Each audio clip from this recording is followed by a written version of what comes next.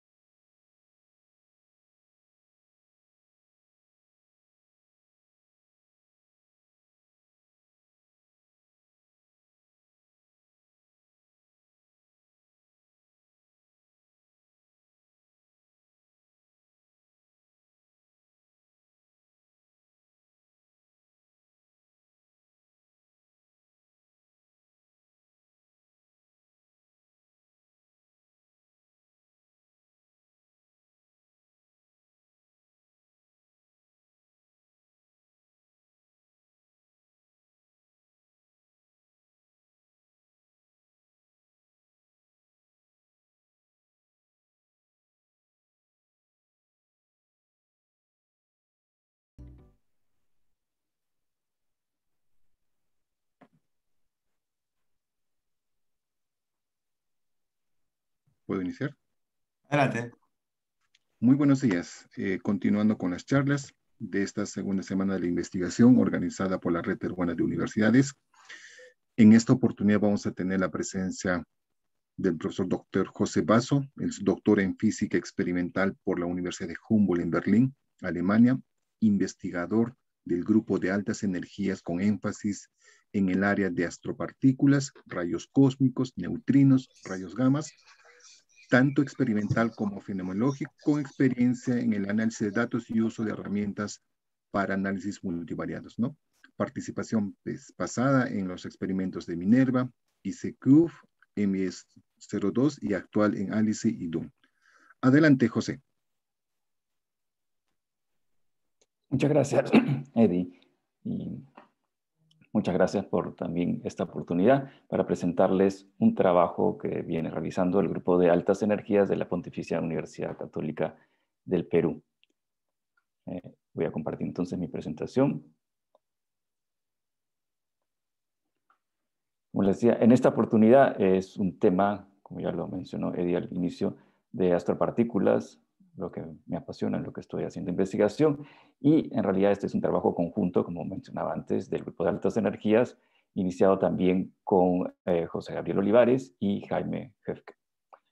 Entonces voy a hablarles un poco sobre los rayos cósmicos. Probablemente la audiencia es bastante diversa, entonces haré una breve introducción. Y el trabajo en sí se trata sobre modelar estos rayos cósmicos en sus fuentes y ver después que esto sea compatible con lo que observamos en la Tierra. ¿Bien? Entonces, para iniciar todo esto, de repente se preguntarán qué son los rayos cósmicos. Dime, por favor, si me avisan ahí cuando me queden unos 5 minutos para estar atento. Eh, entonces les decía, los rayos cósmicos son partículas muy energéticas, cargadas, que llegan a la Tierra y actualmente todavía no sabemos exactamente desde dónde están siendo originados. Pero eso sí, los podemos observar ya hace más de 100 años en la Tierra con diferentes experimentos, ya sea en satélites o también a nivel de la misma Tierra, ¿no? De manera indirecta. Entonces, hay propuestas que, por ejemplo, núcleos activos de galaxia, gamma ray burst u otras fuentes pueden producir estos, o sobre todo acelerar a las más altas energías a estas partículas. Y en principio uno podría pensar, de repente son solo protones, pero por las observaciones que ahora les voy a presentar, también se espera que sean núcleos de otros elementos más pesados. Entonces hay un experimento en Argentina, en La Pampa, cerca de Malargüe, que se llama Pierre Auger Observatory, y ahí están detectando de manera indirecta estos rayos cósmicos que al interactuar en la atmósfera producen una cascada de diversas partículas que llegan hasta la Tierra y también en la misma atmósfera generan una radiación que se puede observar también desde telescopios. Entonces, combinando esta información, uno después puede ver no precisamente evento por evento de qué núcleo se trata, pero en general se pueden hacer ciertas simulaciones y aquí vemos algunos gráficos correspondientes a algunas simulaciones y datos experimentales de este experimento que nos dicen, no voy a entrar en tantos detalles, pero que podría haber una composición diferente de solo protones, también con parte de helio, nitrógeno o fierro en la presencia de estos rayos cósmicos. Entonces hay un problema porque uno no puede identificar directamente a qué, porque la reconstrucción es bastante compleja, como se imaginarán, toda la cascada que se produce en la atmósfera se pueden asemejar entre hidrógeno, helio, nitrógeno, pero hay formas de reconstruir. Pero de todas maneras, como esta evidencia nos indica que en las fuentes debe acelerarse partículas que no sean solo protones. ¿Bien?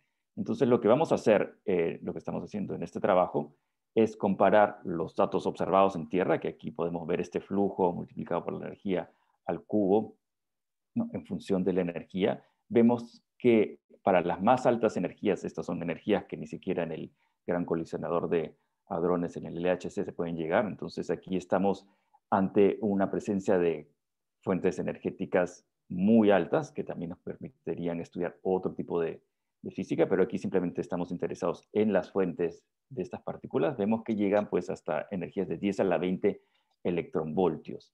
Y aquí ya la estadística es bastante baja, por eso ven unas grandes barras de error, porque son muy pocos eventos. Entonces la idea es, con nuestro modelo, tratar de describir este flujo de partículas. Muy bien. Que, como digo aquí, es una combinación de todo lo que llega. Puede ser que esté llegando hidrógeno, nitrógeno, fierro, y todos los juntamos y tenemos esta descripción aquí. Entonces, ahora viene ya la parte del modelo en sí. Vamos a hacer un modelo bastante simple porque, bueno, todavía no conocemos exactamente estas fuentes, pero generalmente el proceso de aceleración de las partículas que dan estas altas energías se puede describir como una ley de potencias, ¿no? Entonces aquí el flujo va a ser como la energía elevada a un cierto exponente menos gamma. Vamos a tener también una fracción de estos diferentes tipos de núcleos presentes y una función que va a hacer un corte.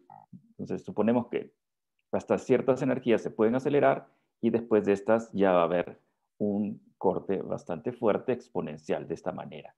Y va a depender también de la rigidez de la partícula, que no es otra cosa que el momentum dividido entre la carga de la partícula, y esto va a depender, ¿no?, de qué elemento o núcleo estemos hablando. Entonces, al final, hacemos las cuentas y vamos a tener en este simple modelo 6 parámetros, donde tenemos, también hemos simplificado la distribución que podría haber en las fuentes solo para estos elementos, ¿no? Hidrógeno, helio, nitrógeno, silicio y fierro. En realidad uno podría hacer un modelo mucho más complejo con todos los otros posibles núcleos, pero lo simplificamos de esta manera. Y bueno, en total tienen que sumar 1 estas fracciones, entonces al final aquí tenemos una reducción, ¿no? En realidad, en vez de que sean 5 parámetros, van a ser 4, más la rigidez y esta ley de potencias. Finalmente tenemos 6 parámetros que tenemos que ajustar en este modelo. Ahora, aquí viene otra hipótesis, ¿no? Porque como les hablaba, nosotros no sabemos cuáles son las fuentes de donde están viniendo estos rayos cósmicos. Entonces vamos a suponer, ¿no?, que son núcleos activos de galaxias. Generalmente esto no ha sido completamente descartado, pero hay probablemente son un cierto tipo de núcleos activos de galaxia, pero aquí, como una primera aproximación, nos vamos a basar en este catálogo Verón-Cetí-Verón.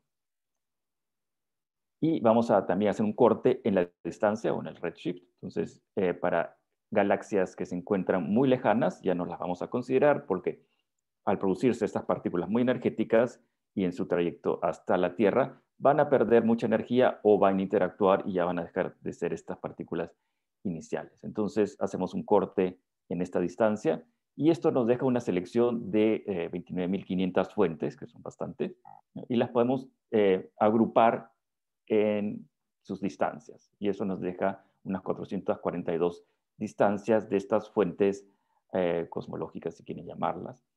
Y adicionalmente vamos a aplicar un peso, porque no todas, en principio, podrían emitir la misma cantidad de rayos cósmicos. Entonces, una manera de estimar de alguna forma cuál va a ser esta cantidad por cada una de estas fuentes va a ser en base al flujo en radio, porque básicamente es la única información que tenemos, ¿no? Esto es un terreno donde no tenemos tanta información, entonces siempre utilizamos algunos elementos para poder describir lo que queremos modelar. Bien, entonces aquí vemos una distribución normalizada del número de fuentes en función de la distancia aquí en megaparsec. Aquí en verde sería sin utilizar el peso de este flujo en radio y en azul utilizando el peso que, como ven, modifica esta distribución. Entonces vamos a utilizar nosotros esta distribución de las fuentes, que como les digo, todavía no se sabe si es que estas son realmente las fuentes o no, pero estamos haciendo esa suposición para este análisis. Entonces vamos a utilizar esta distribución de fuentes hasta una cierta distancia máxima donde hacemos un corte. Ahora, una vez que tenemos las fuentes y tenemos nuestro modelo de cómo van a ser emitidas, con qué energías van a ser emitidas estas partículas, vamos a tener que hacer la propagación de estas partículas o de estos núcleos desde sus fuentes hasta la Tierra. Y para eso utilizamos este programa CRPROPA, que nos permite describir las interacciones que se van a dar en toda esta trayectoria. ¿Qué tipo de interacciones pueden ocurrir? Entonces se pueden encontrar ya sea con fotones, ¿no? El núcleo se encuentra con un fotón del fondo cósmico de microondas, se puede encontrar con un fotón del fondo infrarrojo y pueden producir piones, otras partículas, pueden producir pares electrón-positrón, puede haber una desintegración también del mismo núcleo o el núcleo puede ser radiactivo y puede decaer, ¿no? Entonces todos estos procesos físicos que se van a dar a lo largo de la trayectoria podría ser que simplemente la partícula llegue tal cual fue emitida. Entonces todo esto lo hacemos con este paquete para simular y como un primer intento vamos a hacer una cosa bastante más sencilla que es la propagación en una dimensión. Como mencioné al inicio, estas partículas son cargadas, entonces se pueden afectar a base de los campos magnéticos y pueden desviar su trayectoria. Eso sería algo un poco más complejo que también se puede hacer y que lo estamos haciendo actualmente, pero para este primer análisis hemos simplemente considerado una propagación unidimensional. Cuando ya consideremos las 3 dimensiones, pues tenemos que ver también el efecto de los campos magnéticos en la curvatura de la trayectoria. Vamos a tener también un cierto corte en la energía de un exaelectronvoltio, ¿no? Más energías menores no nos interesan. Y con eso empezamos a hacer la simulación. Para esto vamos a tener unas ciertas distribuciones que como las mencioné de la distancia y también de las energías según la función inicial que les presenté para cada uno de los elementos que se podrían producir en las fuentes. De esta manera tenemos una distribución de distancia y energía para estas primeras partículas que vamos a inyectar en la simulación. Con ello, entonces, vamos a generar 750.000 eventos en las fuentes a las diferentes distancias que ya les puse anteriormente y se produce toda esta propagación donde puede interactuar, puede perder energía, puede desintegrarse y vemos todo lo que llega hasta la Tierra. Para ello vamos a hacer un análisis de estos parámetros, cuáles se ajustan mejor a los datos que ya se han registrado en Tierra, ¿no? Desde el Pierre Observatory. Y para ello vamos a aplicar un chi cuadrado sencillo, solo que aplicando un dato adicional que puede ser que en algunos bines, ¿no? Algunos rangos de energía donde vamos a hacer la comparación, el número de eventos puede ser bastante pequeño, entonces hacemos utilizamos esta fórmula para el chi cuadrado, pequeñamente modificada para los casos en los cuales el número de eventos sea bastante pequeño. Otra cosa que debo mencionar es que no nos está interesando aquí la normalización total del número de partículas que están llegando, sino simplemente la forma. Entonces vamos a estudiar que la forma que se está observando en Tierra sea similar o casi idéntica a la que hemos predicho con nuestro modelo.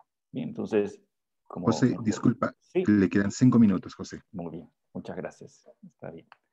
Entonces, con los datos de este observatorio que les mencionaba que está en la Argentina, que puede captar las cascadas que se producen en la atmósfera de los rayos cósmicos, vamos a tener un corte en la energía. Vamos a estudiar solo aquellas energías que sean mayores de 10 a la 18.7 electronvoltios, que también es una energía bastante alta. ¿Por qué nos concentramos también en estas más altas energías? Porque, bueno, conforme sea mayor la energía, la desviación con los campos magnéticos también va a ser menor. Aunque esto también va a depender de la carga de cada uno de los núcleos. Entonces, eso sería mejor de hacer la descripción en 3 dimensiones, pero como les digo, para este primer análisis fue en una dimensión. Entonces hacemos las combinaciones, diversas combinaciones de todo este espacio de parámetros, 6 parámetros, vamos variando los parámetros de la fracción de núcleos, por un lado, del cutoff, de este corte en la rigidez, y del exponente de la ley de potencias. Entonces aquí hacemos una variación, un escaneo de todo este espacio de parámetros y finalmente encontramos el mejor ajuste. Entonces aquí les presento algunos resultados ya del mismo análisis. Entonces estos serían los flujos en las fuentes. Entonces lo que hemos estado encontrando, lo que mejor se ajusta a los datos observados, sería si es que tenemos en las fuentes una composición ligera. Entonces, silicio o fierro están bastante descartados. Entonces, por ejemplo, aquí observan simplemente que tenemos hidrógenos, protones y helio. Este sería, en rojo sería la suma de ambas. Y el best fit, ¿no? El mejor ajuste, es con 2.2 de gamma, que es este exponente. En otro caso, el segundo mejor ajuste nos daba simplemente una composición puramente de protones. Entonces, lo que estamos encontrando es que las fuentes probablemente aceleran más los más ligeros y ya no hay producción tanto de los más pesados. Aquí vemos más opciones de estos mejores ajustes porque hemos visto que hay varios mínimos locales y vemos aquí la fracción de nitrógeno, silicio o fierro son prácticamente siempre cero. En cambio, para las otras combinaciones de hidrógeno y helio pueden haber varias opciones que también nos pueden representar lo que estamos observando en la Tierra.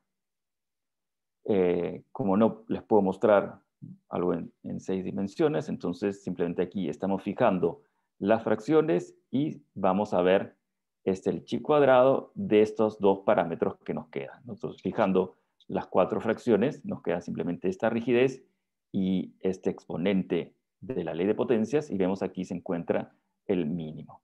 Pero como ven, ¿no? Hay toda una región de posibilidades, ¿no?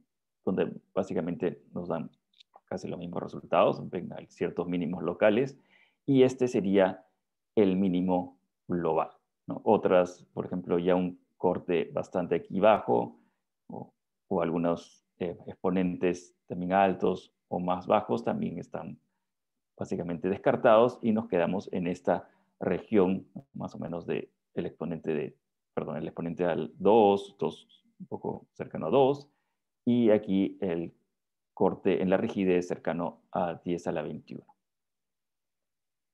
Y entonces ya comparemos explícitamente los datos observados por este experimento Pierre-Roger, como les decía, ¿no? Es el flujo normalizado, ¿no? Sin unidades, en función de la energía. Entonces vemos que aquí al final, claro, hay un cierto error mayor porque son pocos eventos, y esto es lo que nosotros estamos prediciendo en la Tierra. Entonces, si bien es cierto, al inicio hay hidrógeno y helio, también al llegar a la Tierra también tenemos composición de hidrógeno y helio, tal vez en una proporción un poco diferente, ¿no? Porque también los núcleos de helio o otros elementos más pesados se van a ir descomponiendo hasta llegar a la Tierra. Entonces aquí vemos un ajuste bastante bueno. La línea azul es nuestro modelo. Bueno, la línea roja es el modelo completo, y esto sería lo que correspondería a hidrógeno, y esto lo que correspondería a helio. Entonces, en este último punto, que es el de menor estadística, ahí todavía no está perfecto el ajuste, pero estamos ahí. Como les digo, esto es una primera aproximación y queremos hacer más complejo el análisis. Entonces, para ir cerrando, hemos hecho este análisis basados en un programa gratuito que se puede también descargar si ustedes quieren utilizarlo. CRPropa, está en Python, y con ello podemos simular lo que está en las fuentes hasta su llegada a la Tierra. En este caso hemos empezado con un análisis en una dimensión, pero el plan es hacerlo en 3 dimensiones y también incluir los campos magnéticos, tanto galácticos como extragalácticos. Entonces, con estos 6 parámetros que describen nuestro primer modelo inicial, hacemos el ajuste y lo que estamos encontrando es que está favorecida una composición ligera de los núcleos que se producen en las supuestas fuentes. Nuevamente, hay una suposición inicial que hay todas estas fuentes de núcleos activos de galaxia que serían las que estuvieran acelerando y emitiendo estas partículas que observamos después en la Tierra. Entonces, está un poco descartado la composición de más pesada de silicio fierro, pero de todas maneras hay que complejizar el análisis. Después estaré dispuesto a responder sus preguntas al finalizar toda esta sesión y muchas gracias por su atención. Ok, José, muchas gracias por su presentación. Sí, hay alguna pregunta, pero lo vamos a trasladar para el final. Vamos a continuar con esta secuencia de exposiciones. En esta oportunidad vamos a tener la presencia del profesor Becker Camayolapa. Él es ingeniero mecánico con maestría en gestión empresarial y doctorado en ciencias ambientales y desarrollo sostenible, ¿no? Dedicado a la investigación en energías renovables y sus aplicaciones. Es docente principal en la Facultad de Ciencias Aplicadas, filial Tarma de la Universidad Nacional del Centro del Perú. Profesor Becker, adelante, usted dispone de 15 minutos.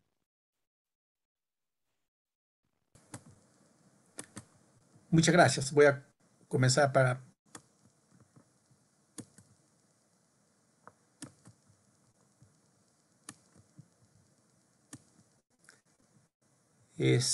¿Se ve la presentación? Sí se ve, profesor. Ya.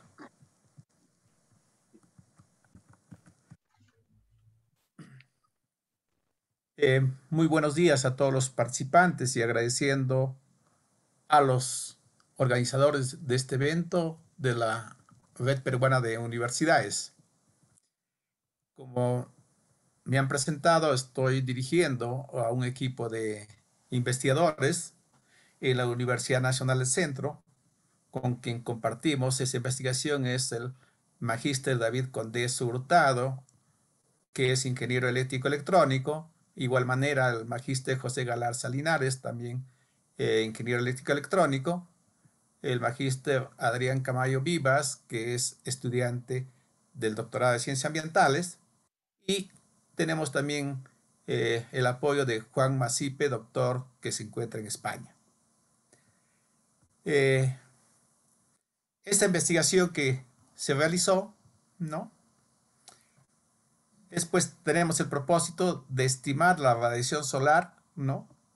En el Valle Mantaro, toda vez que es necesario para las aplicaciones tecnológicas, tanto la energía solar para calor, para frío, ¿no? O para electricidad. Por lo tanto, el objetivo que nos hemos planteado es estimar la radiación global diaria, mensual y anual por estaciones meteorológicas mediante un modelo Bristol-Campbell validado y además de eso comparar con otros procedimientos de instituciones en el mundo. La investigación se ha hecho en el Valle del Mantaro, ¿no? Y se ha utilizado pues datos de radiación, mejor dicho, datos de temperatura máxima y mínima, no publicado por Cenami con respecto a las temperaturas en el Valle Mantaro. Entonces, lo que voy a explicarles primeramente es que en la actualidad nuestro planeta está sufriendo el problema del cambio climático y ese cambio climático se le está atribuyendo a los gases de efecto invernadero, ¿no? Entonces la Tierra tiene un calor latente, permanente, pero eso va a variarse de acuerdo a la radiación solar o irradiancia solar, ¿no? Y que no está, ¿no?, reflejando toda la radiación al espacio, por eso que se está calentando el planeta. Por lo cual nos recomiendan pues no hacer uso, para mitigar todo este cambio climático, hacer uso de las energías renovables, en este caso la energía solar. Acá la Tierra, donde llega toda esa irradiancia llamada radiación solar, ¿no? Y para nuestro caso, si tenemos un sistema de captación, va a llegar pues la radiación directa y la radiación no reflejada o difusa. Entonces, hay métodos para estimar la radiación solar, ¿no? Lo ideal es tener los métodos directos a través de datos de instrumentos como los piranómetros. Pero también hay métodos empíricos, ¿no? Físicos empíricos indirectos de estimación de esta radiación solar, ¿no? Que se han utilizado para hacer el mapa solar en el Perú, donde está este modelo, ¿no? De Armstrong, donde es necesario el número de horas de sol real, ¿no? Hay estaciones que tienen, ¿no? Heliógrafos que pueden permitir ese dato. Entonces, con ese dato se puede hallar la radiación, ¿no? Global en la Tierra en un punto. Y luego está el Bristol Campbell. Como ustedes ven, el Bristol Campbell, ¿no? También ayuda a estimar la radiación global, en la cual, ¿no? Hay una relación, la radiación global en la Tierra con la radiación extraterrestre, ¿no? El cual es igual a una constante, un coeficiente, ¿no? O ¿no? De 1 menos epsilon menos b elevado a una amplitud térmica, temperatura máxima y mínima, ¿no? Con respecto, y hay una otra constante. Entonces, estos coeficientes, ¿no? En Mesa y Vargas 2000, citado por Atlas, ahí vamos a encontrar, hay unas recomendaciones para hacer uso de estos coeficientes para poder utilizar para estimar la radiación solar. Entonces, nosotros en nuestra metodología hemos seleccionado el Valle del Mantaro, toda esta parte verde, ¿no? Es el Valle del Mantaro. Dentro del Valle del Mantaro, pues hay estaciones meteorológicas, hay un número de 6. Está Jauja, Ingenio, Santana, Guayao, Chulcas, ¿no? Viquis, de los cuales solamente tienen 2, Guayao y Santana, datos de piranometría, ¿no? Entonces, por lo tanto, ellos registran la radiación solar, ¿no? Pero en las demás estaciones, los demás lugares, existe, ¿no? Registros de temperatura máxima y temperatura mínima, pero no tienen datos de equipos que midan la radiación solar. Entonces, según los datos de la estación encargada de Senami Junín, nos vemos pues de las 6 estaciones, ¿no? Hemos puesto en esta tabla en qué provincias están, qué distritos, qué latitud, la longitud y la altitud, que hay un promedio de 3.364 metros sobre el nivel del mar, se encuentra un promedio de toda esa región del Valle Mantaro. También, ¿no? Se ha hecho una recopilación de 10 años, del 2010 al 2020, las temperaturas máximas y mínimas, ¿no? En este caso por estaciones. Estación Jauja, Ingenio, Viquis, Guayao, Santana, Chulcas, ¿no? Durante los meses, ¿no? Enero, febrero, marzo, son promedios, ¿no? De temperatura máxima, temperatura mínimas. Y haciendo, ¿no? Un promedio de temperatura anual, ¿no? O por meses, ¿no? Haciendo ver, pues en los meses de mayo, junio y julio son los que ahí descienden esta radiación solar. La temperatura máxima es alta y la temperatura mínima desciende hasta cerca a 0, ¿no? Entonces, esta amplitud significa que en estas zonas hay mayor radiación en estas fechas. Entonces, también en un estudio anterior se ha este coeficiente para poder estimar el modelo Bristol Campbell se ha estimado con experimentaciones de acuerdo a las condiciones climáticas. Acá también hemos usado, por ejemplo, las aplicaciones para aplicaciones tecnológicas, ¿no? Han hecho varias instituciones, ¿no? Data sobre radiación solar. Por ejemplo, en este caso, en esta tabla 4, datos de Global Solar Atlas, ¿no?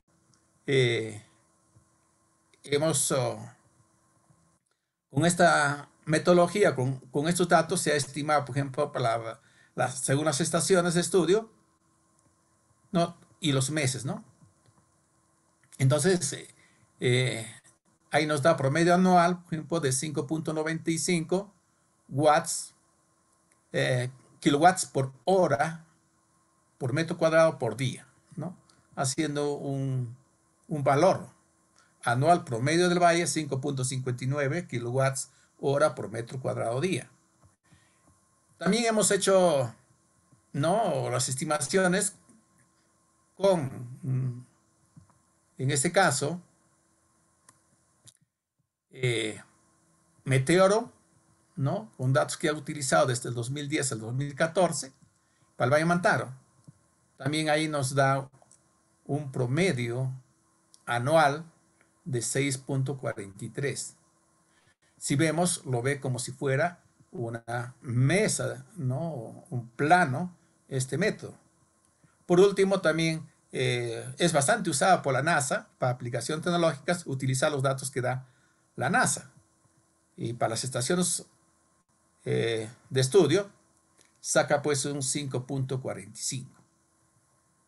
Al ver tanta variabilidad que da el mapa solar del Perú, ¿no?, mayor de 500 watts, más o menos 500 watts, que es bastante, también esas diferencias que dan las diferentes instituciones, diferencias de radiación solar. Entonces hemos hecho un modelo, ¿no?, en Excel para poder hacer modificaciones, ¿no?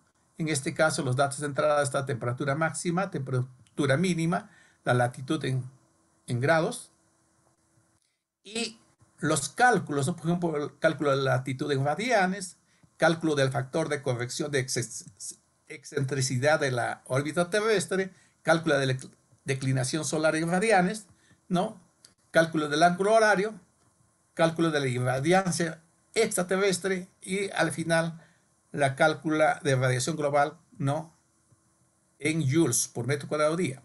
Y al final un factor de conversión para que salga en kilowatts por metro cuadrado día. Entonces, todas esas fórmulas están dentro de este Excel, ¿no? Como ustedes ven, acá los datos de entrada, las temperaturas máximas y mínimas, en este caso mensuales, la latitud, en este caso, el factor de corrección de la excentricidad y los demás parámetros que hemos visto anteriormente, ¿no?, hasta llegar a la, ¿no?, radiación global, ¿no?, que al final nos va a dar por meses y además el promedio anual. Ya, esto es un modelo que se ha aplicado para Junín, para el departamento de Junín, ¿no? Acá tenemos la constante ¿no?, de corrección y la conversión para que salga en kilowatts, ¿no? Entonces, todo esto se ha aplicado y al final los resultados serían, bueno, se ha aplicado esto a las estaciones de Jauja Ingenio, ¿no? Sir Baker, le quedan 5 Damos por minutos. meses, ya, damos por meses, ¿no? Sale por meses y también promedio anual. Por ejemplo, en Jauja 5.86, Ingenio 6.01 kilowatt hora por mediodía. Y en todo el valle hay un promedio de 5.87 kilowatt hora por metro cuadrado día, ¿no? Ahora también se ha aplicado también ya en forma general, ¿no?, en todo el Valle Mantaro los promedios, ¿no?, de temperatura máxima y temperatura mínima y una constante de 0,76, ¿no? Entonces al final sale estos datos, ¿no? Por ejemplo, en enero sale 6.1, estos son mensuales, ¿no? Entonces al final también por este método sale 5.87 kilowatt hora por metro cuadrado día. Entonces, aplicando la NOVA, ¿no?, al 5% de error, nos sale que el p-valor sale menor que 0,01, o sea, haciendo ver que hay diferencias significativas en los datos que votan las diferentes metodologías. Y aplicando el Tukey, pues en la figura 3 vemos en esta barra de error, mientras que en el Bristol Campbell es 5.8, ¿no? En Atlas es menor, en el Meteor hay bastante diferencia, queda cerca de 6.4, y la NASA, ¿no? Y también es el que da menos radiación solar. Por lo tanto, ¿no? Vemos que este modelo de Wheaton-Campbell mucho se acerca a la realidad, ¿no? Como conclusión podemos decir pues que este modelo matemático de Wheaton-Campbell desarrollado en Excel permitió estimar la radiación global en el Valle Mantaro, que es de 5.87 con error de 0.146 kilowatts por metro cuadrado por día, ¿no? Este dato es muy importante porque, según OLADE, la Organización Latinoamericana de Energía, ¿no?, nos dice que mayor de 4 kilowatts por metro cuadrado día y ya es rentable. Mayores de 5 kilowatts por metro cuadrado día es muy rentable, ¿no? Por lo que su utilización es recomendable cuando exista datos de amplitud térmica diaria, ya que los métodos propuestos por la NASA, Global Solar Atlas y Meteor difieren considerablemente. En consecuencia, los datos generados de la radiación solar global por estaciones con el modelo Wheaton-Campbell sirven de base pues, para poder hacer diseño de políticas y medidas para incentivar el mayor uso de estas energías limpias que promuevan, ¿no?, en este caso, el desarrollo sostenible del Valle Mantaro y todo el Perú, ¿no? Y también se recomienda, pues, en las estaciones meteorológicas, implementar el equipo de radiación solar global para hacer un mapa un poco más ajustado a la realidad. Son las referencias que ustedes pueden utilizar, ¿no? Y muchas gracias.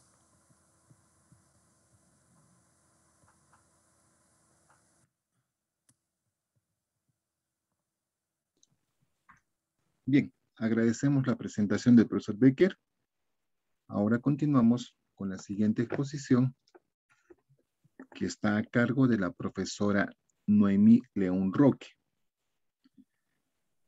Es ingeniera en industrias alimentarias, doctora en ciencias ambientales, maestra en ciencias con mención en ingeniería de procesos industriales, con mención en docencia universitaria e investigación educativa, máster en dirección de administración de empresas, especialidad calidad, estancia postdoctoral en la Universidad Autónoma de Madrid y de investigación en la Universidad Complutense de Madrid. Adelante, profesora Noemí. Dispone de 15 minutos para su exposición. Gracias.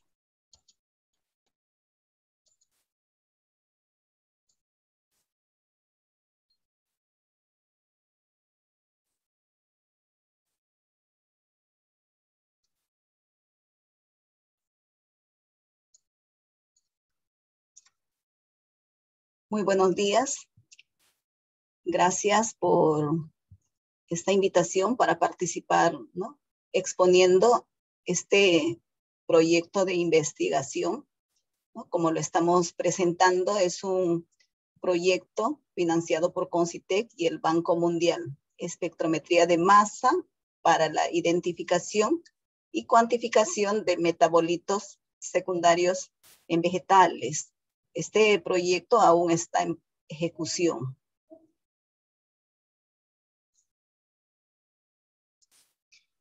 Este proyecto cuenta con universidades asociadas, ¿no?, que participan también en la ejecución, ¿no?, y también co-investigadores de nuestra universidad, ¿no?, como la doctora Blanca Margarita Romero Guzmán, el doctor César Augusto Montes Arburú, como co-investigadores de la Universidad Privada del Norte, el magíster Jimmy Frank Oblitas Cruz, también como co-investigador de la Universidad Nacional de Frontera, el doctor Wilson Manuel Castro Silupú. Y asimismo, este proyecto también tiene la participación de dos tesistas, ¿no?, Jacqueline Stephanie Carranza Vélez y Marley Burga Fernández. Este proyecto nace por esta realidad que tenemos en nuestra región Lambayeque, ¿no? Si bien es cierto, es una región creciente con muchas empresas agroindustriales, tenemos muchas empresas, ¿no?, que se dedican a la producción, ¿no?, transformación de diferentes productos de exportación, como las que estamos observando en estas figuras, algunas de ellas, ¿no? Como frutas y otras como hortalizas, ¿no? Y que generan una gran cantidad de residuos, ¿no? Como en el caso del mango, las cáscaras, ¿no? Las semillas, las alcachofas también, ¿no? Las brácteas. Tenemos también el frijol de palo, algunas de ellas que estamos mencionando. Entonces, esto nos ha llevado a poder analizar, ¿no? Entre los investigadores que formamos parte de este proyecto, que tenemos gran cantidad de residuos generados por estas empresas agroindustriales en nuestra región y que al no ser aprovechados, estos son fuente de contaminación, ¿no?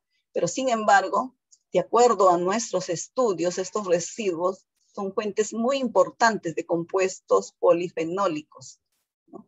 Y este es un grupo muy grande, que son los flavonoides, un grupo muy grande de los polifenoles. Entonces, este análisis nos permite a nosotros pensar qué podemos hacer con estos residuos que se generan de las plantas industriales, tantos compuestos muy importantes, más aún, ¿no? Ahora que estamos pasando por este tema de la pandemia por el COVID, ¿no?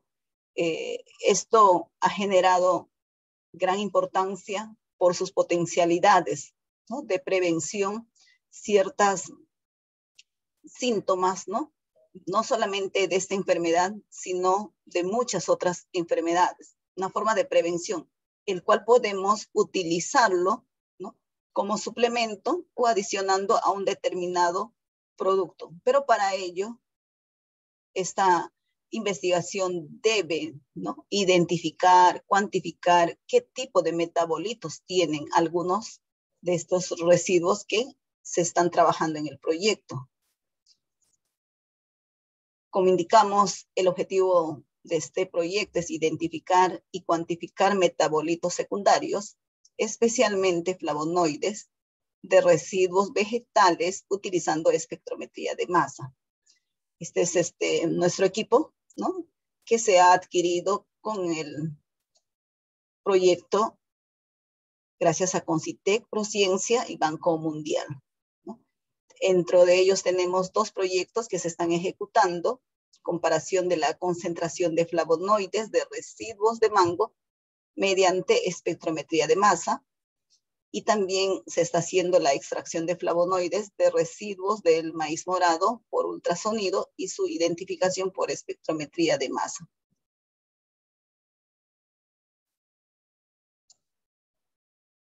Podemos apreciar, ¿no? Una de las investigaciones, ¿no? Como muestra, se están trabajando 4 variedades de mango: Edward, Ken, Haden, Criollo, ¿no? De las cuales pues se está haciendo el estudio en sus residuos como cáscara, ¿no? Y de las semillas como el endocarpio fibroso y la almendra, ¿no?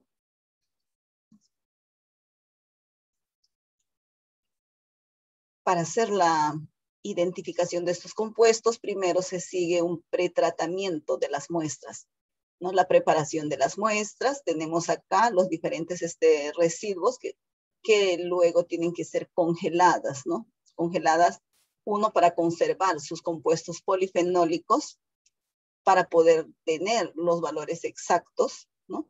Y también para ayudar al proceso de la liofilización. Una vez congelada, estas muestras ingresan al liofilizador, como estamos observando, y no tenemos ya nuestras muestras liofilizadas. Luego se hace la molienda, ¿no? Como etapa preliminar, como pretratamiento, terminamos en esta etapa de molienda de nuestras muestras y se van a realizar nuestras muestras molidas, la extracción de compuestos fenólicos a través de la extracción sólido líquido con metanol en solución acuosa. También se va a hacer el análisis de los compuestos fenólicos mediante la reducción del reactivo folio-cigatel, y se va a hacer el análisis de flavonoides por espectrometría de masa. Como les indicaba, es un proyecto en proceso, en ejecución, ¿no? Para ello, nuestros muestras, en este caso, los diferentes compuestos como cáscara, endocarpio y almendra de nuestras 4 variedades, ¿no? Con 3 repeticiones cada uno, se van a hacer un análisis por separado, ¿no? Análisis de varianza por de una sola vía, individual por cada factor, ¿no? Y la diferencia significativa mediante una prueba post-hoc, ¿no? Antes de pasar a la siguiente, como les indicaba, toda esta parte está en proceso. Todavía no tenemos resultados, por eso nos está mostrando, ¿no? Porque es la parte ya final que nos falta de este proyecto para poder culminar e indicar y decir cuál de las, ¿no?, partes, cáscara, endocarpio y de cuál variedades presentan en mayores cantidades, ¿no?, de concentración de flavonoides, para poder nosotros utilizar luego en la industrialización. De igual manera, también tenemos los residuos de este proceso del concentrado de la chicha morada, ¿no?, de este producto que sale envasado como chicha morada. Nosotros nos generan residuos, ¿no?, como la coronta o tusa, que lo conocemos, y también los granos. Estos residuos que son generados no son utilizados. Entonces, en este proyecto también igual se va a analizar, ¿no?, qué componentes están quedando en estos residuos que pueden ser utilizados posteriormente para su industrialización, ¿no? De la misma manera, los pretratamientos de estos residuos, en este caso hemos llevado a un secado en estufa, luego, ¿no?, una molienda, y tenemos nuestra muestra ya molida. La extracción, una vez con nuestra muestra obtenida, ¿no?, se va a hacer la extracción por ultrasonido con etanol en solución acuosa, utilizando estos factores de tiempo, ¿no?, con solución de etanol, y la temperatura de extracción en 3 niveles mediante el diseño de Box-Benke, ¿no? Se va a hacer las corridas para evaluar independientemente, ¿no?, cada una de las extracciones. Y finalmente se va a hacer la identificación de flavonoides mediante el método HPLC, ¿no?, en modo de ionización, ESI, y mediante el detector de masa, ¿no? Como se indica, proyectos en proceso. Es por eso que nosotros estamos indicando acá resultados, ¿no?, esperados, ¿no?, lo que se espera. Como resultados a obtenerse serán los contenidos de flavonoides en los residuos de 4 variedades de mango y en los residuos obtenidos del proceso de concentrado de maíz morado, que es grano y tusa, a fin de aprovechar los residuos orgánicos con fines industriales, aportando sustancias, ¿no?, beneficiosas que no se reaprovechan.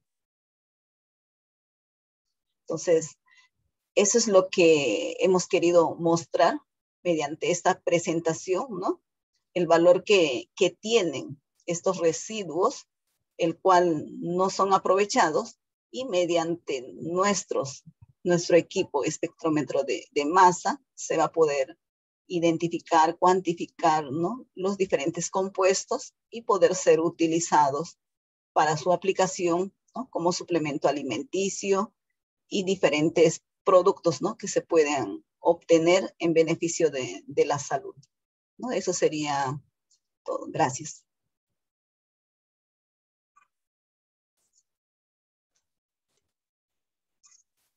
Ok, profesora Noemí, muchas gracias por su excelente presentación. Entonces ahora pasamos a la última presentación de esta mañana, de esta mesa, que está a cargo del profesor Elber Lazo Rodríguez. Él es doctor en ciencias biomédicas y magíster en ciencias con mención en fisiología vegetal, profesor de fisiología y Biotecnología Vegetal del Departamento Académico de Biología de la Facultad de Ciencias Biológicas de la Universidad Nacional de San Agustín, encargado del Laboratorio de Fisiología y Biotecnología Vegetal de la misma facultad, y realiza actividades de investigación en estrés abiótico en plantas. Profesor Elber, podemos dar inicio. Usted dispone de 15 minutos para su exposición y finalizando su exposición pasamos a la rueda de preguntas.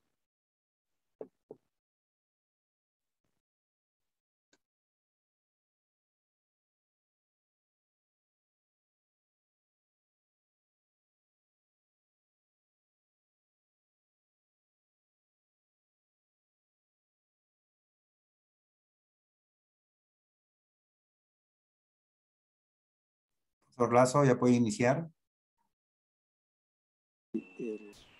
Ya, ahora sí. Buenos días, señores participantes. Agradezco a la Red Peruana de Universidades por haberme invitado y voy a exponer sobre la absorción de metales pesados por una planta silvestre que crece en lugares donde hay relave minero.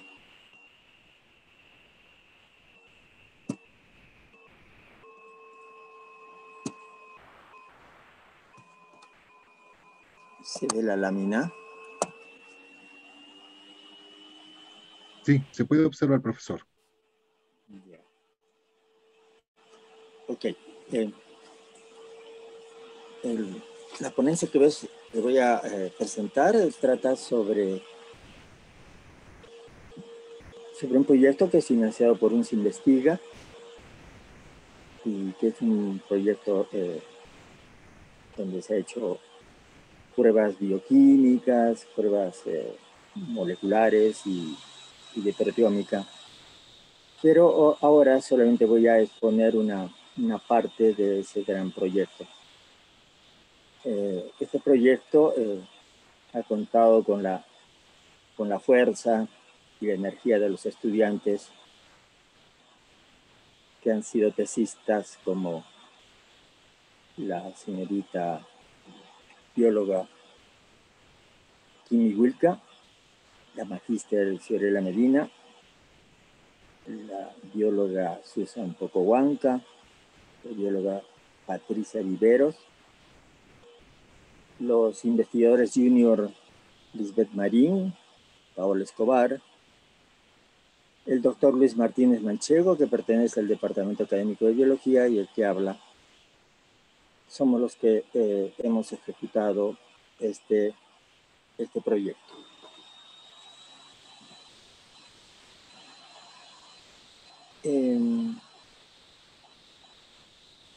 Siempre en toda investigación delimitamos el problema, ¿no? Y tenemos aquí un caso que actualmente nos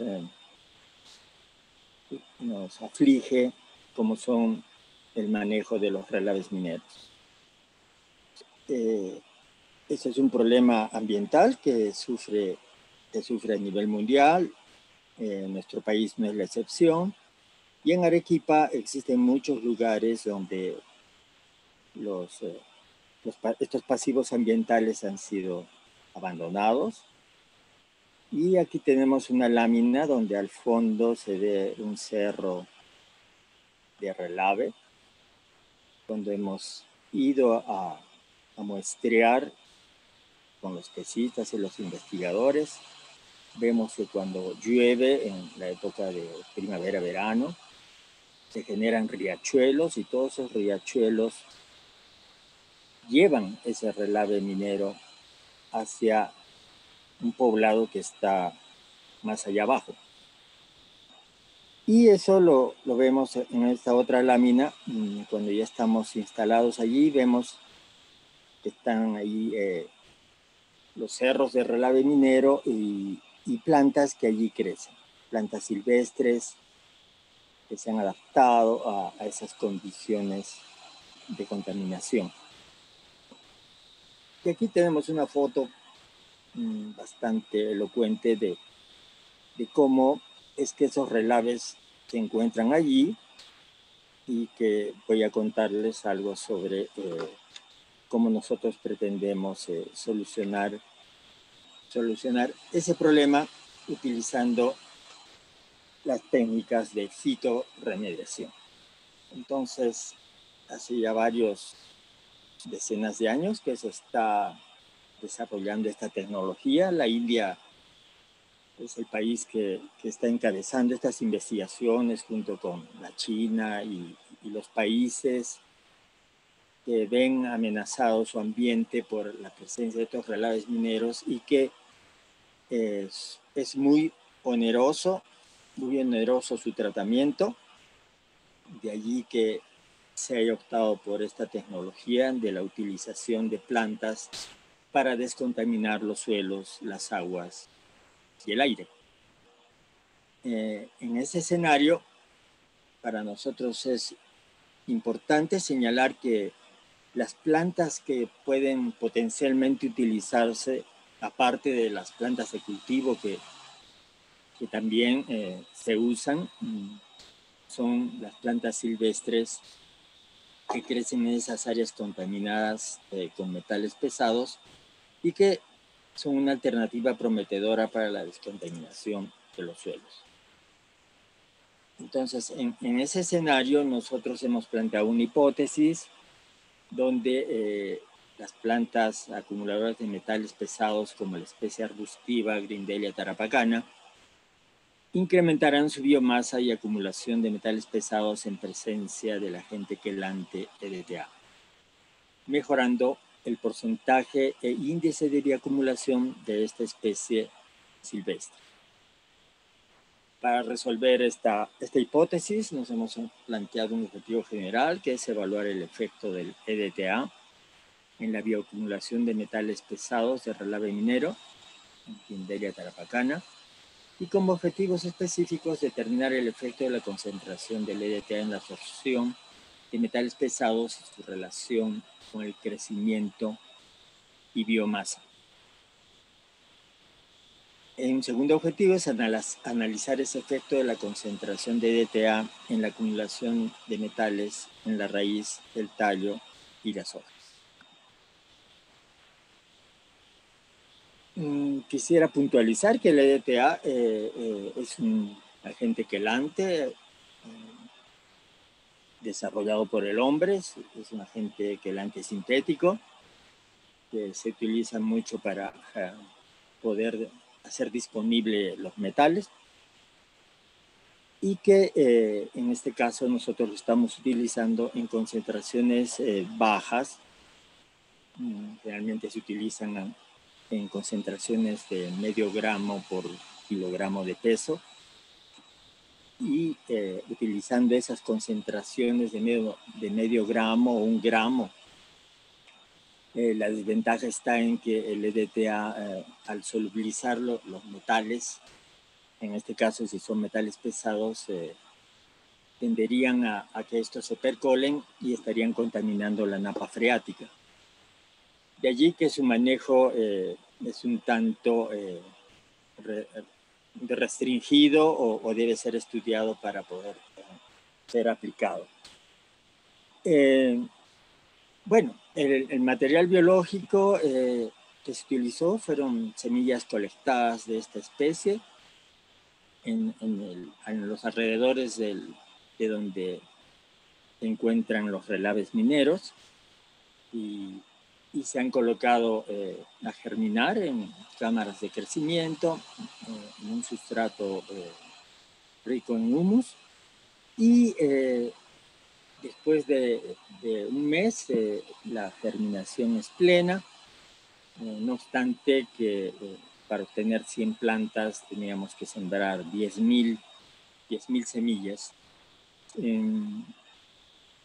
Estas entonces después fueron trasplantadas a macetas de 1 kilo, y en esas macetas de 1 kilo, ese sustrato que se preparó lo tenemos aquí ¿no? Donde se midió el pH, las condiciones fueron las que se dan en el lugar, se trabajó a pH alcalino, los valores de capacidad de conductividad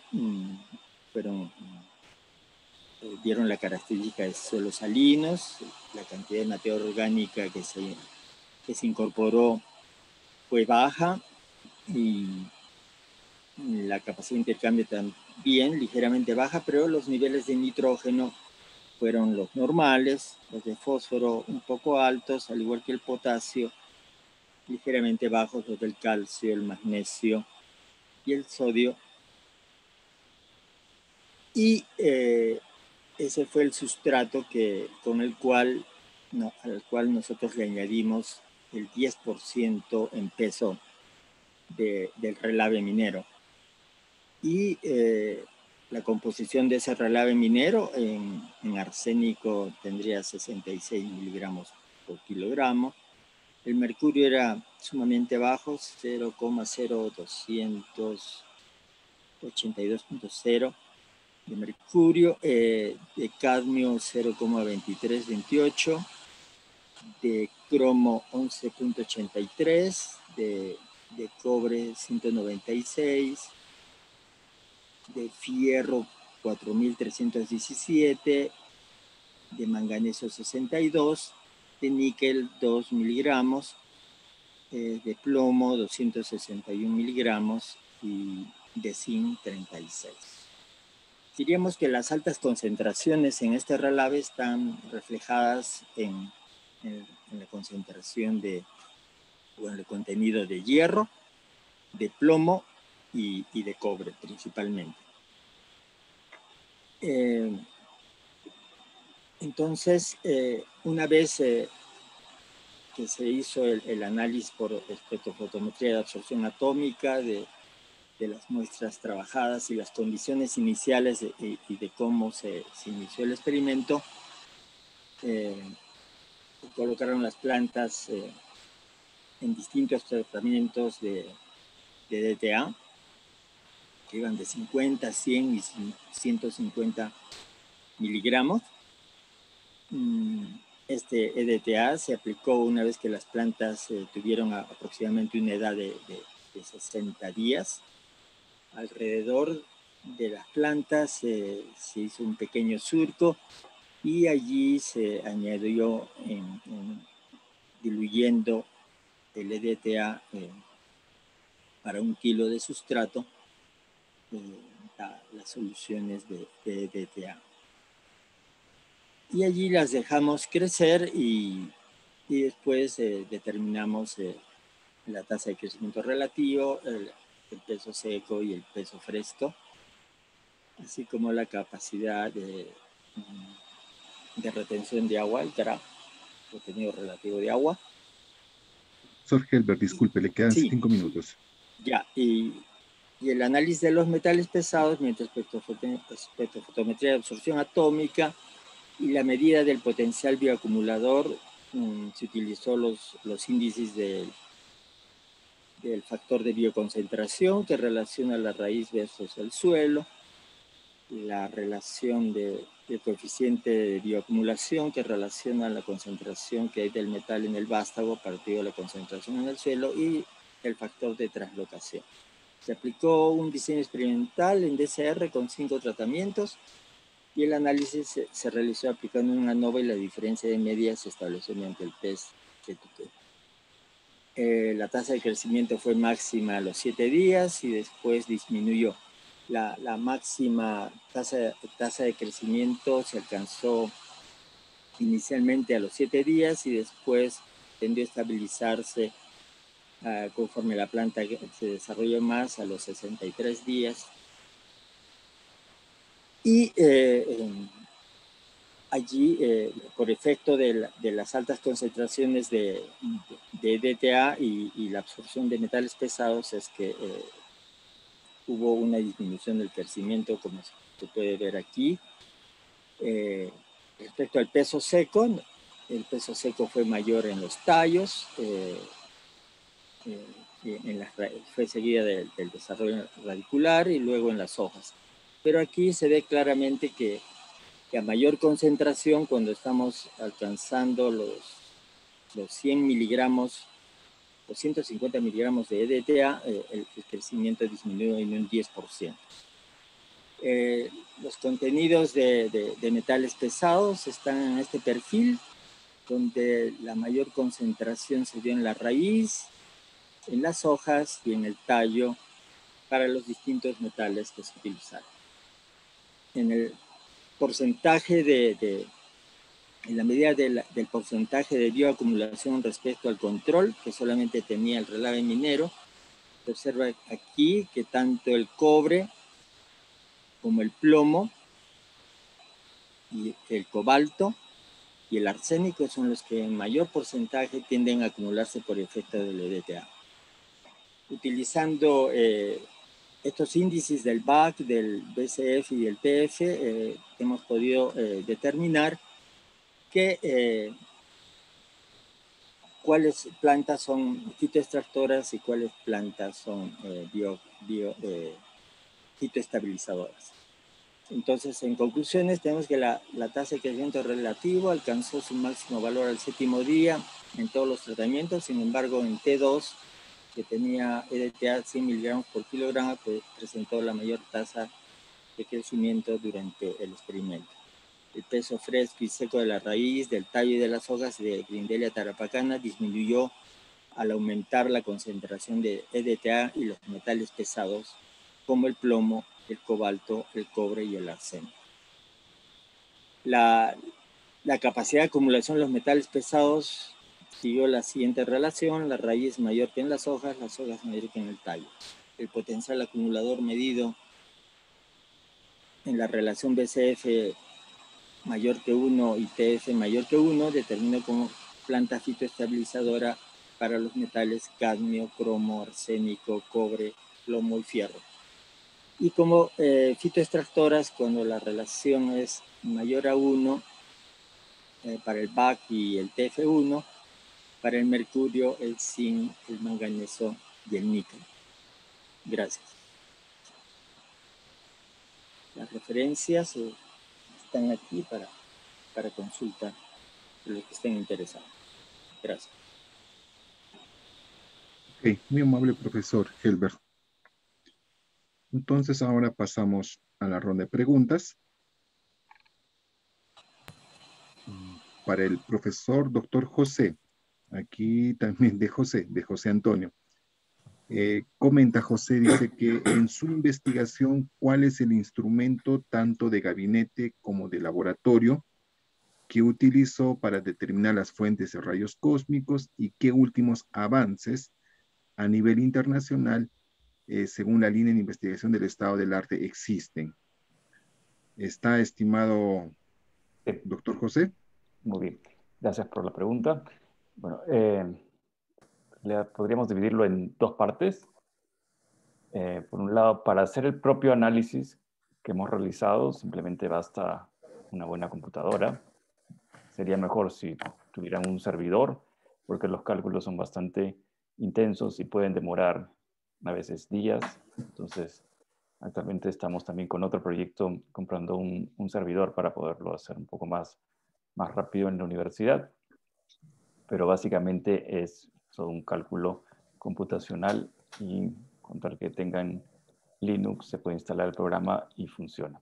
Ahora, en sí, esto no se puede hacer básicamente solo con la simulación, sino también se necesitan los datos experimentales, que no los hemos medido nosotros, pero ahí el experimento que se encuentra en Argentina tiene, para que se hagan una idea, tanques de agua, donde es que se pueden detectar las partículas cargadas que se producen en la atmósfera. Se utiliza el efecto Cherenkov.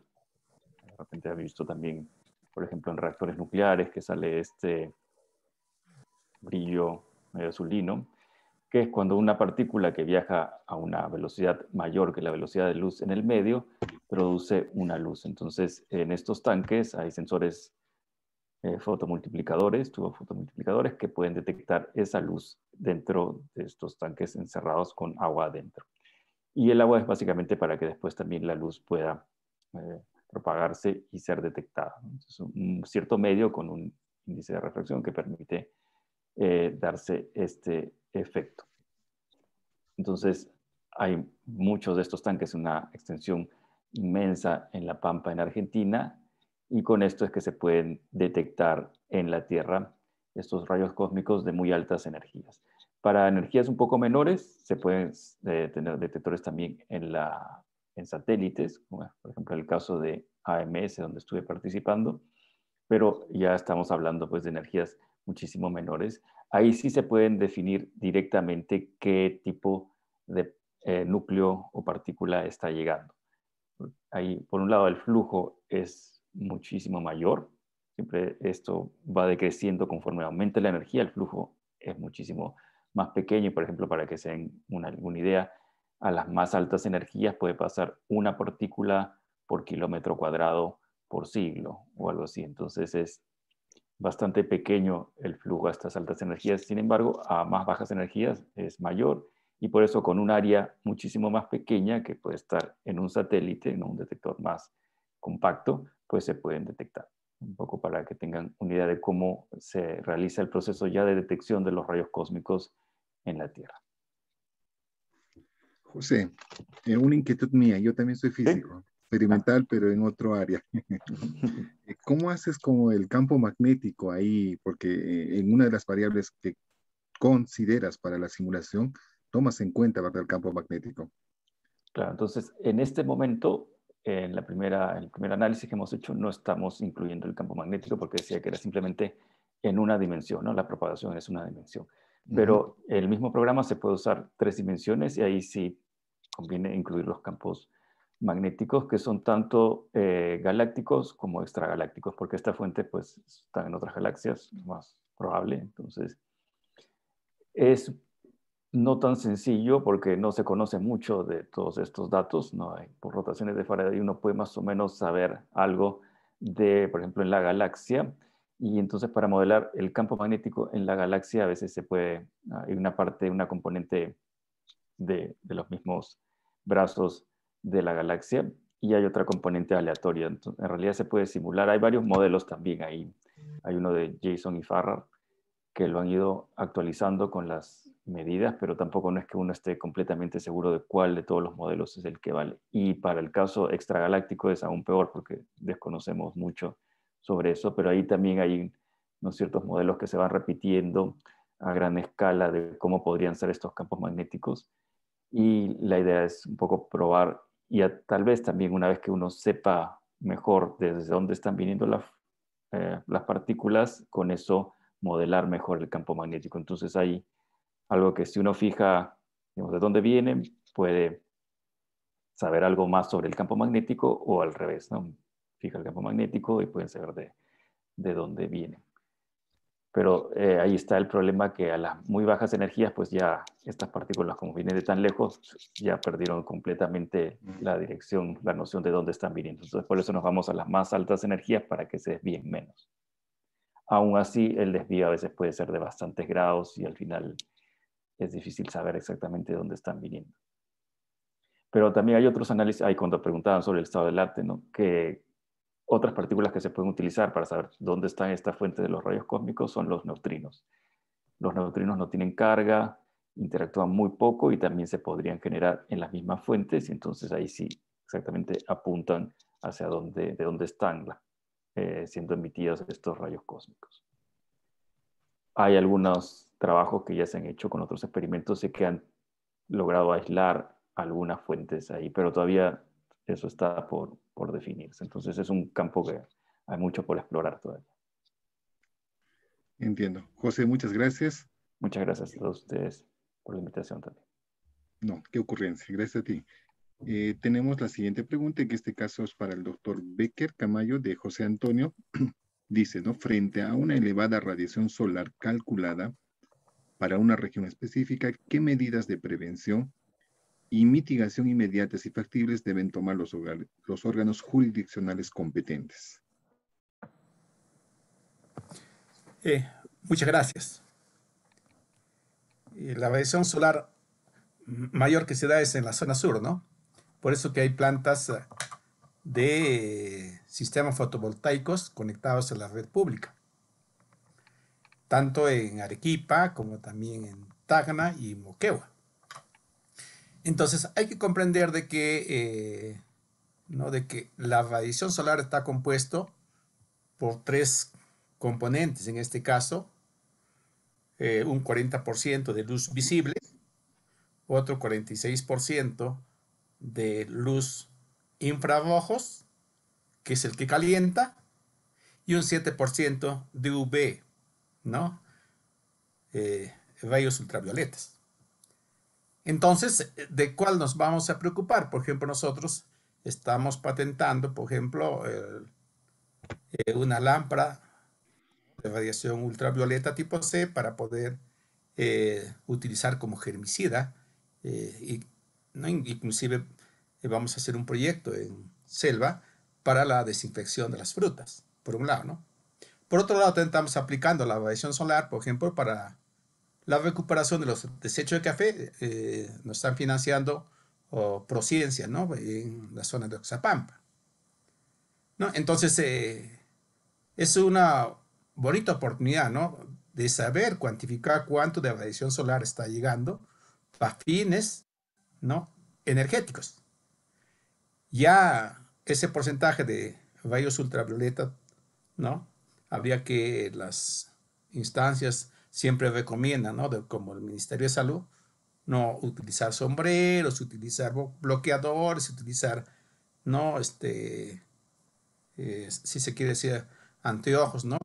Contra todo eso, ¿no? Entonces, lo que nosotros queremos compartir con todos ustedes, si desean, por ejemplo, este material que está simplemente en Excel, no es interesante para que ustedes puedan también cuantificar, porque se ha hecho trabajos conjuntamente con la Universidad de Tacna y la Universidad de Cerro de Pasco para que puedan también utilizar el modelo Bristol-Campbell para poder determinar, ¿no? estimar su radiación solar, ¿no? Entonces, que es muy importante para que dentro de los, si bien es cierto, ¿no?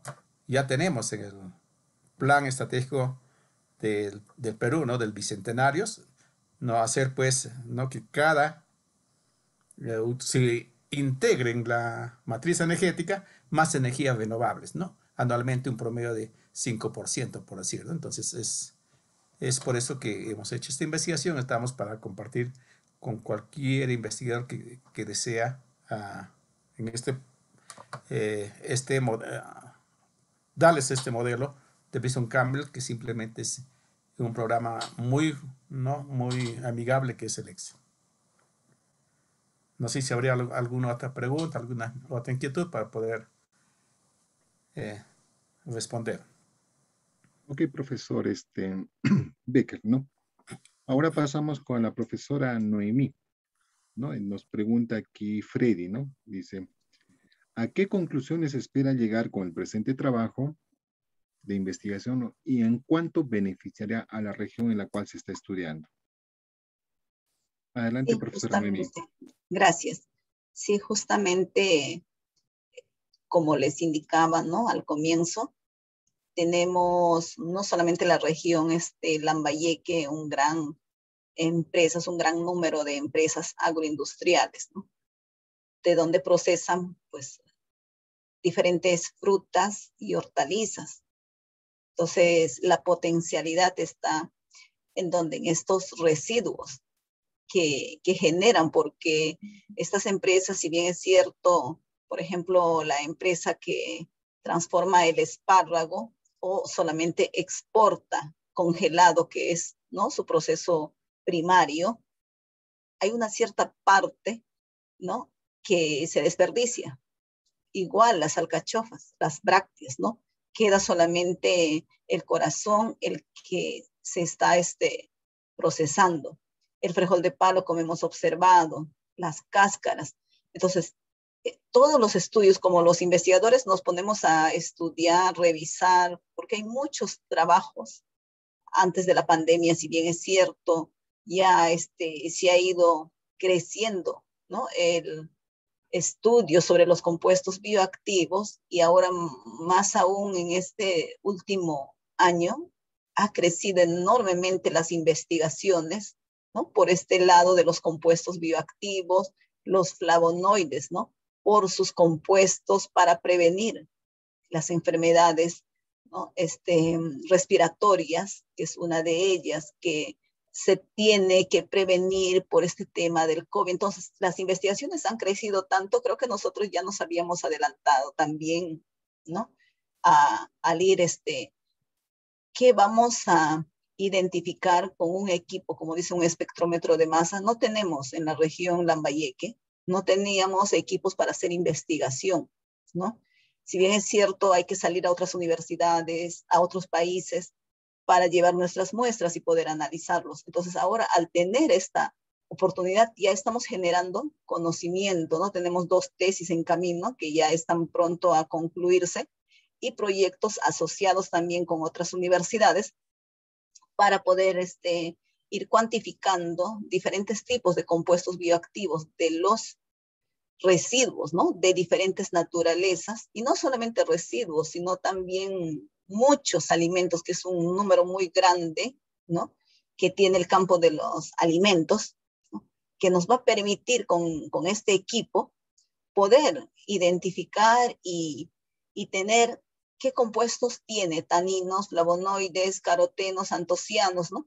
Y poder utilizarlo como suplemento. Entonces, estos conocimientos científicos, estos resultados que salen a nivel de las investigaciones, ¿no? De los investigadores, tesis, va a ser utilizado, sean por otros investigadores o por las empresas, donde mejorarían sus procesos, ¿no? Agroindustriales, podrían hacer mejor segregación de sus residuos, porque al tener, ¿no? Cierto componente que puede transformar y utilizar en un suplemento, puede generar otra línea de generar un nuevo producto, suplemento a base de algún producto de residuos, y hay muchos productos que salen, ¿no? Muchas empresas, no, tal vez acá en Perú no hay tantos, ¿no? Pero sí, a nivel internacional utilizan y se utilizan como suplementos alimenticios. Entonces, ¿por qué no hacerlo nosotros, no? ¿Por qué no poder generar conocimiento para que nuestras empresas, en alianza con nuestros investigadores, vayan generando nuevos patentes, nuevos productos, ¿no? Generan más conocimiento y también oportunidades para muchos investigadores con las cuales podemos nosotros darle ese uso, ¿no? A este equipo y poder obtener más conocimiento. Tenemos, como les decía, convenios, ¿no? Con la Universidad Privada del Norte, que vamos a trabajar colaborativamente el uso de este equipo para darlo mayor uso y poder analizar otros productos más, ¿no? Cacao, café, entre otros más, también con la Universidad Nacional de Frontera, y ahora se está coordinando, gestionando con la Universidad Nacional de Moquegua, ¿no? Y así poder crecer una red de investigación, ¿no? Y es importante, por ejemplo, estos eventos, la Semana de Investigación que hace la Red Peruana de Universidades, porque nos permite así compartir, ¿no? Las experiencias y lo que nosotros como investigadores estamos haciendo, que queremos hacer, y que muchos tal vez puedan, ¿no? Estar en la misma línea pensando, y no tenemos justo los equipos que me permitan generar nuevos conocimientos y poder aportar a la sociedad, ¿no? Más o menos es nuestra finalidad de este trabajo, que no va a quedar en el trabajo al terminar, sino va a permitir muchas más investigaciones, ¿no?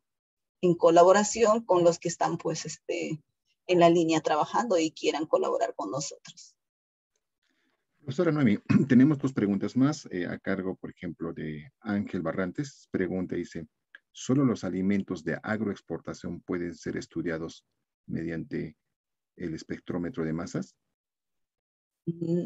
No, no solo los alimentos de agroexportación, ¿no? Solo que el estudio partía, ¿no? Porque teníamos residuos agroindustriales, todos los alimentos, ¿no? Tienen compuestos bioactivos muy importantes, ¿no? Que son funcionales para el organismo. Por ejemplo, podemos ver nosotros papers en esta área, que son trabajos hechos en China, como los tés, ¿no? Y muchos conocemos pues el té verde y otros tés más, como le dan tanta potencialidad, y por qué no nosotros darle potencialidad a nuestros productos, ¿no? Que tenemos jengibre, tenemos la hierba luisa, ¿no? El ajo y muchos más, y nos vamos por la línea de la parte de té beneficioso para los bronquios, ¿no? No es una medicina, sino previene. Entonces, muchos productos más que se podrían estar investigando en nuestro país con este equipo, ¿no? Como les mencionaba, es una lista enorme de frutas y hortalizas que tenemos, ¿no? En nuestro país, y solamente damos, como dice, como potencial un té chino, que nosotros podemos tener muchos tés con muchas potencialidades acá en Perú, ¿no? Si yo pongo, por ejemplo, solamente esa muestra, ¿no? Como ejemplo.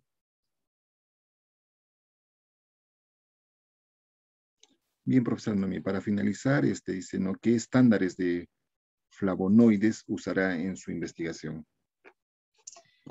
Para el caso de flavonoides, vamos a trabajar dependiendo, en este caso, como vamos a trabajar residuos de mango, hemos programado trabajar con quercitina, ¿no?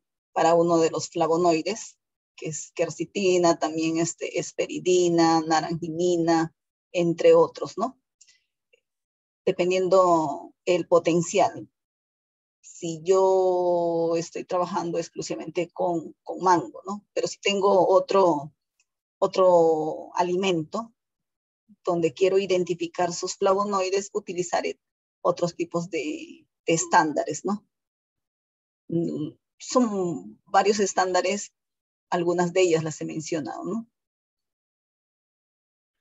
Ok, profesora Noemí, muy amable. Y finalizamos con la última pregunta dirigida al profesor Dr. Herbert.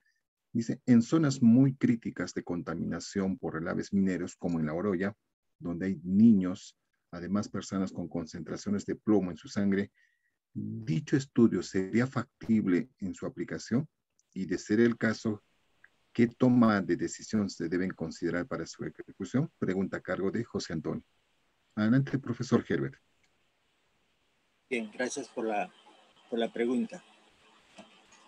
Bueno, en los lugares donde hay esa alta contaminación, por ejemplo, por plomo, que es una realidad de la contaminación, no solamente donde hay relaves mineros, sino en la misma ciudad, la utilización de plantas nativas silvestres de allí ayudarían a fitoestabilizar el plomo, es decir, a que no esté disponible para contaminar la napa freática, para que no esté disponible para afectar a otros organismos vivos que crecen alrededor. La utilización de la fitorremediación es una realidad que puede ayudar a disminuir el impacto de los relaves mineros en cualquier lugar. Lo único que queda es explotar la riqueza de la flora que posee nuestro país, identificar las plantas que potencialmente pueden fitoestabilizar y en el mejor de los casos fitoextraer esos metales, ¿no? Y de esa manera detener la contaminación de los suelos y de las aguas. Eso es una realidad.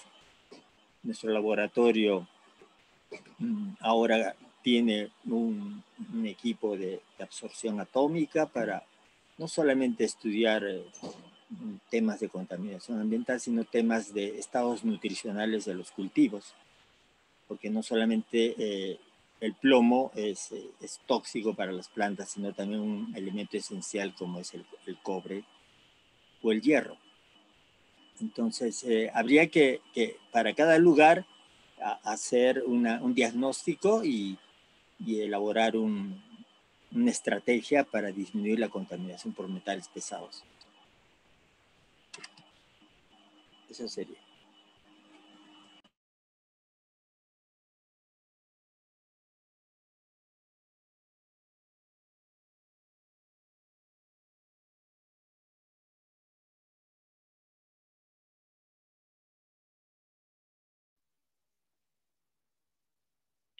Eddie, si estás hablando, estás sin el micro activado.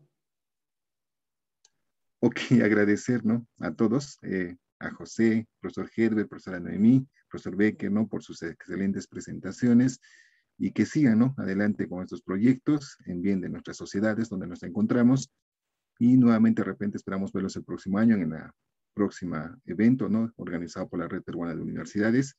Bueno, con ustedes estuvo Eddie Cuevas de la Universidad Católica de Santa María y eso sería todo por en este horario, entonces los continuamos a seguir con las siguientes exposiciones. Muchas gracias. Gracias. Muchas gracias. Muchas gracias. Gracias. Gracias, gracias.